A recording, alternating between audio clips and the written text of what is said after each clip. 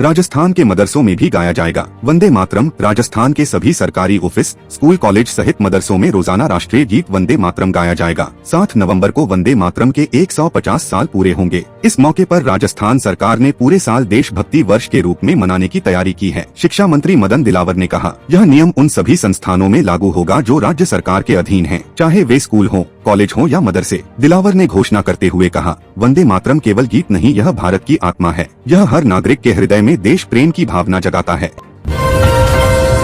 सांचौर के मौलवी के अफगानिस्तानी आतंकी संगठन से संपर्क टीटीपी से 4 साल से जुड़ा हुआ था। इंटरनेट कॉलिंग से टॉप कमांडरों से करता था संपर्क। एटीएस की ओर से पकड़े गए 5 संदिग्धों में से 3 संदिग्ध बाड़मेर जिले के बॉर्डर इलाके के रहने वाले हैं, जिनमें 2 सगे भाई हैं। अब एटीएस ने सांचौर से पकड़े गए मौलवी को आतंकी संगठन से जुड़ा होने पर मामला दर्ज कर गिरफ्तार किया है। मिली जानकारी के अनुसार दोनों भाइयों में एक सांचौर मदरसे में पढ़ता है तो वहीं दूसरा जोधपुर के पीपाड़ मदरसे में पढ़ता है। एटीएस ने संदेह के आधार पर आतंकी संगठन से जुड़े होने के संदेह पर 31 अक्टूबर को इनको डिटेन किया थी। राजस्थान में नए सत्र में 312 स्कूल होंगे। मर्ज। राजस्थान में कम नामांकन वाले सरकारी स्कूलों को मर्ज करने की शिक्षा विभाग ने तैयारी शुरू कर दी है। नए सत्र से ऐसे स्कूलों को नजदीकी स्कूल में मर्ज किया जाएगा। शिक्षा मंत्री मदन दिलावर ने बुधवार को पत्रकार वार्ता में बताया कि पहले चरण में ऐसे 312 स्कूलों को मर्ज किया जाएगा। इनमें 25 से कम नामांकन वाले 155 सीनियर सेकेंडरी स्कूल और 0 नामांकन वाले 157 प्राथमिक स्कूल शामिल हैं। शिक्षा मंत्री मदन दिलावर ने बताया कि इस साल 449 स्कूलों का मर्ज किया जा चुका है।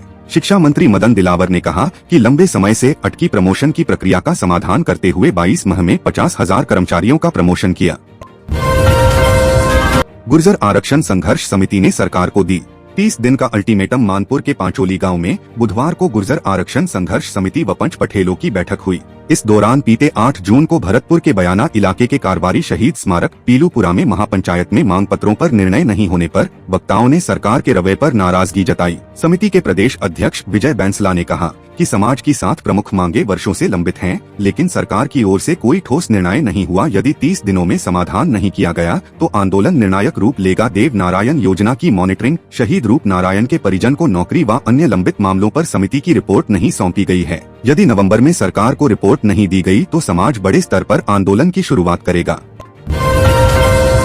चिकित्सा विभाग में जल्द होगी इतने 1000 पदों पर भर्ती। चिकित्सा एवं स्वास्थ्य विभाग में 15,000 से अधिक पदों पर जल्द नई भर्ती प्रक्रिया शुरू होगी। अभी 15,000 पदों पर भर्ती प्रक्रिया चल रही है। राष्ट्रीय स्वास्थ्य मिशन के तहत 12,000 पद हैं। राजस्थान कर्मचारी चयन बोर्ड की ओर से हाल ही में 22 संवर्गों के 10,000 पदों पर परीक्षा आयोजित की गई थी, जिनमें से 11 संवर्गों के 5,000 पदों के परिणाम जारी हो चुके।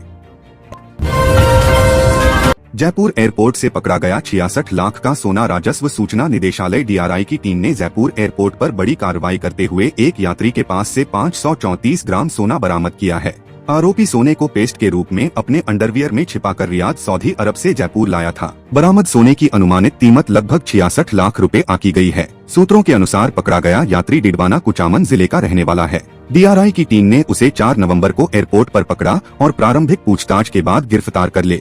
टीम ने आरोपी को 5 नवंबर को आर्थिक अपराध न्यायालय जयपुर में पेश किया। कोर्ट ने आरोपी को न्यायिक हिरासत में जेल भेज दिया।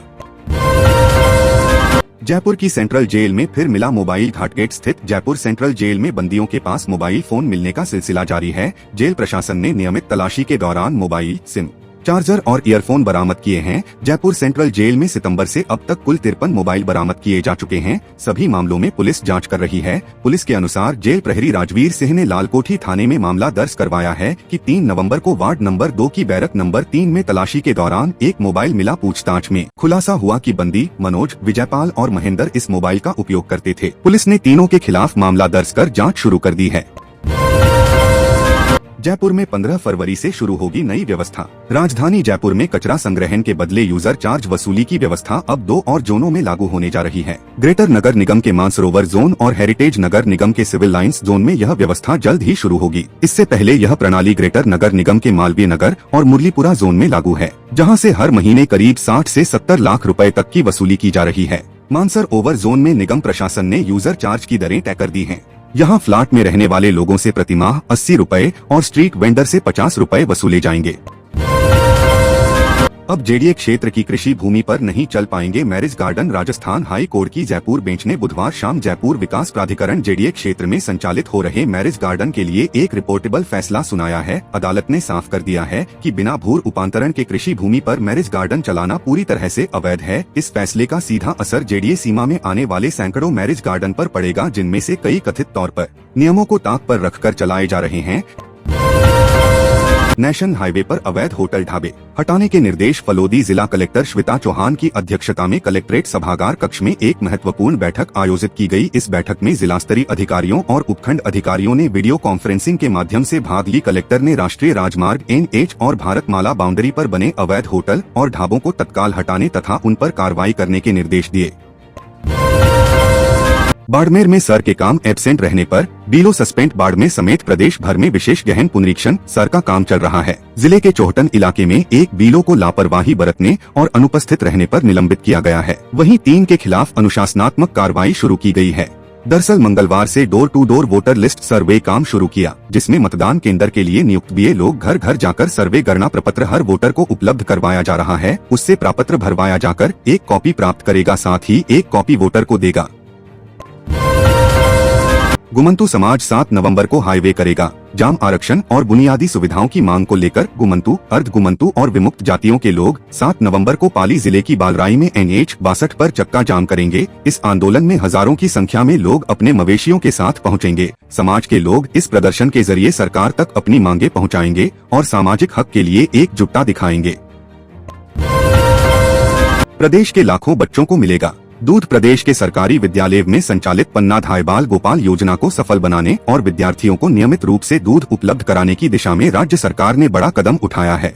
राजस्थान को कोऑपरेटिव डेयरी फेडरेशन RCDF ने प्रदेश की 7 प्रमुख दूध उत्पादक सहकारी समितियों सरस डेयरियों को स्कूलों में मिल्क पाउडर सप्लाई करने की आदेश जारी कर दिए हैं। इन 7 सरस डेयरियों को कुल 85,007,000 किलोग्राम मिल्क पाउडर की सप्लाई सुनिश्चित करने के लिए कहा गया है। यह आपूर्ति जल्द ही स्कूलों तक पहुंचाई जाएगी ताकि बच्चों को पोषण मिल सके। इन डेयरियों को उनके अधीनस्थ जिलों की स्कूलों में मिल्क पाउडर पहुंचाना होगा। राजस्थान के 6 करोड़ 50 लाख मोबाइल उपभोक्ताओं के लिए अच्छी खबर। अब मोबाइल पर कॉल आने पर कॉल करने वाले का वास्तविक नाम दिखाई देगा। यह वही नाम होगा जो व्यक्ति ने सिम कार्ड लेते समय अपने पहचान पत्र में दर्ज कराया था। भारतीय दूरसंचार विनियामक प्राधिकरण ट्राई और दूरसंचार विभाग ने कॉलिंग नंबर आइडेंटिफिकेशन को लेकर राजस्थान में भी तैयारी कर ली है। हरियाणा में ट्राई पूरा हो चुका है। अभी जिन नंबरों को सेव नहीं किया जाता उनके लिए लोग निजी मोबाइल एप्लीकेशन पर निर्भर रहते हैं। ये ऐप अपने डेटाबेस से नाम दिखाते हैं जो कई बार गलत होते हैं और डेटा लीक का खतरा भी रहते हैं।